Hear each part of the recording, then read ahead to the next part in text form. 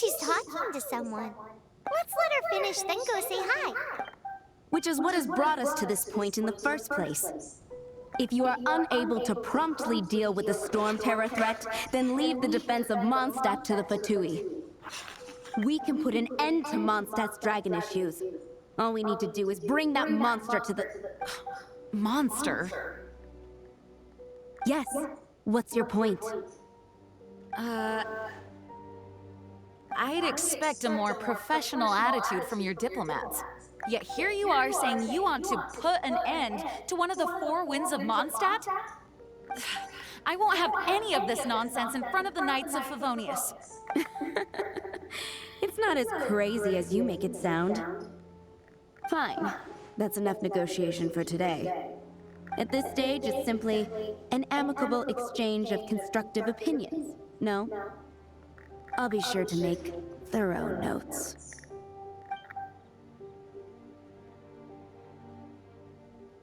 Oh, you're back. Thanks for your help.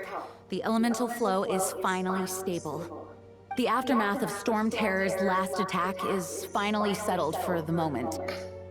However, the pressure from the delegation has become too big to be ignored.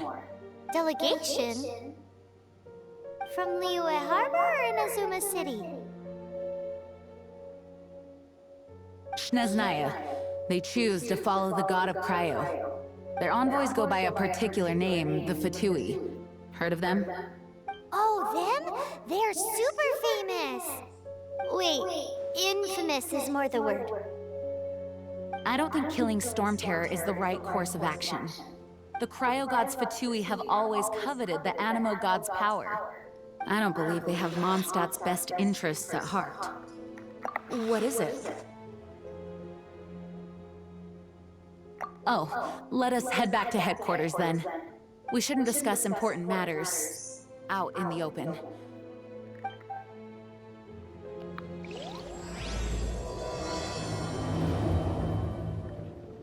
Mondstadt and Snezhnaya are considered the same in status.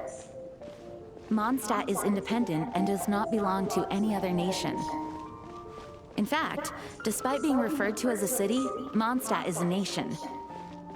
Though, Snezhnaya's Fatui are known to be the most aggressive diplomats in Teyvat.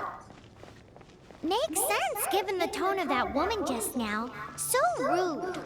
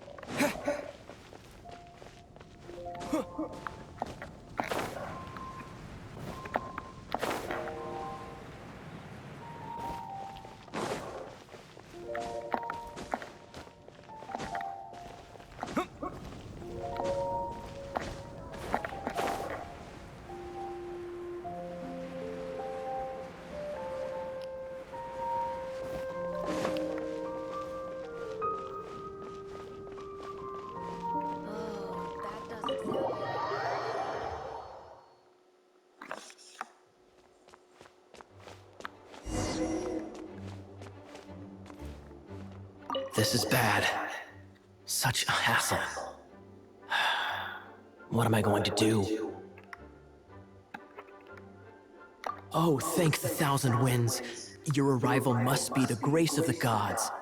If I may ask, envoy sent by the Animo God to save this mere mortal, could you spare a moment?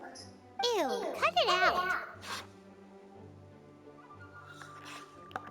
I cannot let my peers hear about this. I cannot seek help from anyone else but you. Please, let us move to somewhere more fit for such conversations. Let's talk in the courtyard, just outside headquarters. Come with me. What's with the sneakiness?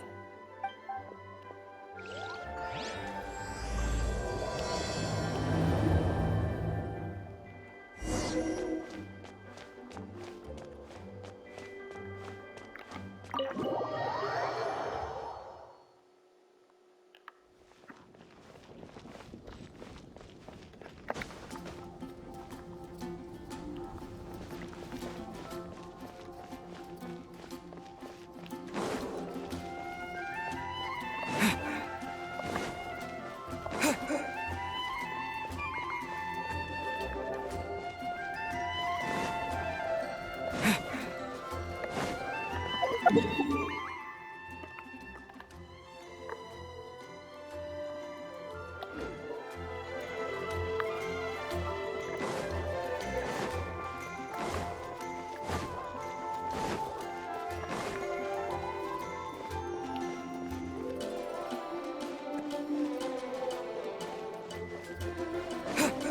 the wind lead. Hey, Traveler! I've been looking for you everywhere. How's that wind glider I gave you last time? Seems like it's really growing on you. But then again, you don't have a gliding license, do you? A gliding license? What's that? Isn't it obvious? You gotta have a gliding license to legally glide in Mondstadt. Oh, but we've been gliding for ages now. This is the first we've heard about it. Yeah, you've been gliding all over the place. Everyone's noticed. So, you came looking for us because you want to give us a gliding license? No way! The Knights of Favonius have strict rules. You need to pass an exam, and only then will the Knights issue your license. Today, I'm here as an examiner to oversee your official gliding exam. I gave you your wind glider, so this is my responsibility. At least that's what Acting Grandmaster Jean would say. An exam? What a pain in the butt! Then again, since Amber is the examiner, I'm sure you'll glide through it. I mean, the whole city saw how well you flew the day that Storm Terror attacked, so I'm sure you'll have no problems. But we do need to respect the rules and glide properly. Here, take this gliding manual. No need to memorize it. Just, for example, only one person per wing glider. No carrying anything over the set weight limit. No taking off using an animo slime, and so on and so forth. Anyway, be sure to read it, okay? I had to read a load of big, thick books too when Lisa was teaching me magic. Wow, that's a big old book! Paimon thinks we best get started. Great, come find me when you're done. I'll be at Windrise.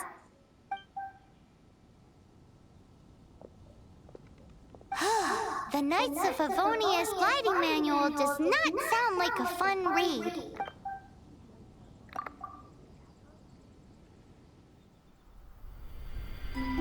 When the first wisp of wind brushed across the land, birds that yearned for the sky had wings, but no way to fly.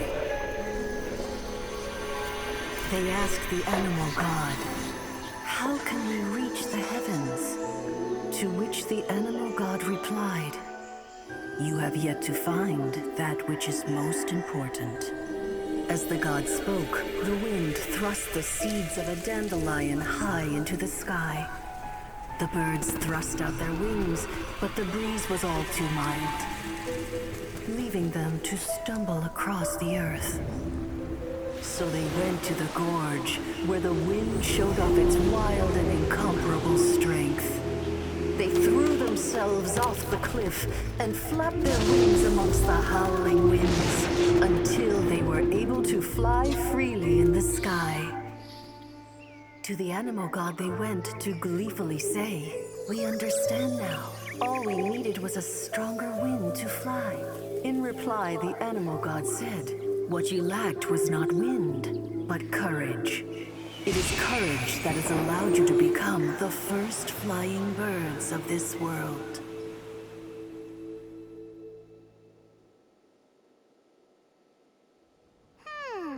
That's a cool story. But is the Knight's gliding manual really written in that style?